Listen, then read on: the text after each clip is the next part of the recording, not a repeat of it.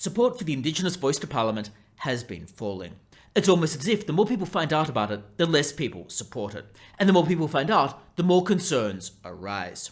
Perhaps people are concerned about how much power the Voice is going to have, concerned about why exactly it is that the Voice is going to be able to have an impact on interest rates, or on climate change policy, or on anything else. Perhaps concerns about why exactly it is that there's a constitutionally enshrined, racially determined body that is giving special powers to one particular category of people. Whatever is the reason, support for the Voice appears to be falling.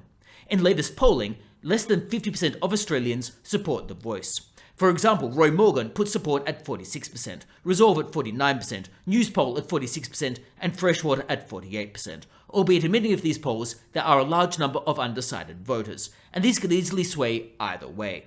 The only major poll recently to record support above a majority is the Essential poll, recording support at 60%. All of this suggests that there's declining support overall in all of the polls other than the Essential poll. This suggests that the Voice is going to have a rather tough time getting off the ground. Indeed, even if we look at reporting in The Guardian removes those undecided voters to make the yes vote look even more generous, and even they show a declining support for the Voice. Even The Guardian, which is lining up behind the Voice, shows a decline in support. And if we look at the results across states, this becomes even more stark. After all, for a referendum to be carried, it needs a double majority. That is, it needs a majority of Australians to vote in support of it, and it needs a majority of states to vote in support of it. It needs that double majority. It can't just be that the popular states, such as New South Wales or Victoria, carry the vote.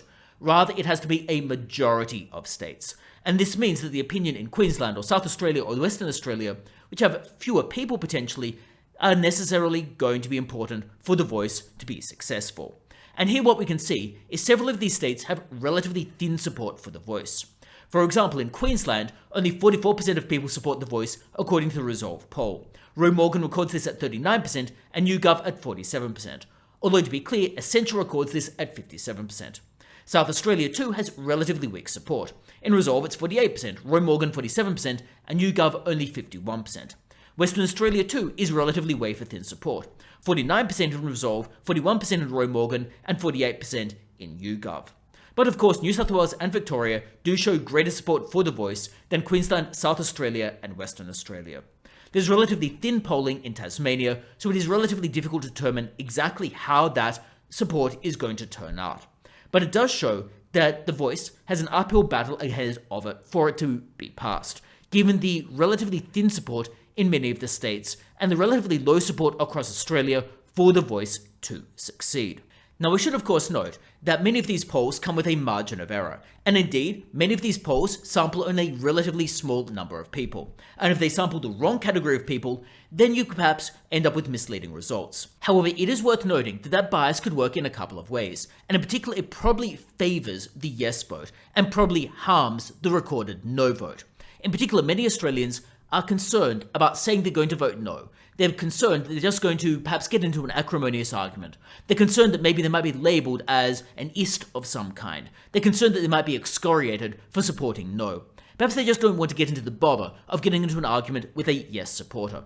Whatever the case might be, support for no might in fact be underrepresented in the polls. Much like it was, for example, in the 2019 federal election, when the coalition support was relatively underrepresented in the polling, and the coalition ultimately got into power. Or much like how Donald Trump received relatively low polling support prior to his election victory in 2016. Regardless, it perhaps seems that the no vote is perhaps being underrecorded in the polling. And all of this means that the Yes campaign has its work cut out for it if it is going to succeed. And Australians appear to be becoming more and more concerned about the Voice referendum, more and more concerned about the Indigenous Voice to Parliament over time. And support, therefore, for the Voice appears to be waning. Although, as I've indicated, we need to be cautious about putting too much weight into polls this far away from a referendum. And indeed, the support could vary over time, particularly as more and more money comes into the campaign as the campaign really starts to heat up. The Yes campaign, of course, being significantly better funded than the No campaign. The No campaign really relying on grassroots support. The Yes campaign, by contrast, being relatively funded on the back of inner city corporations. In any case, it will be interesting to see what exactly happens with the Indigenous Voice referendum and whether it ultimately does succeed.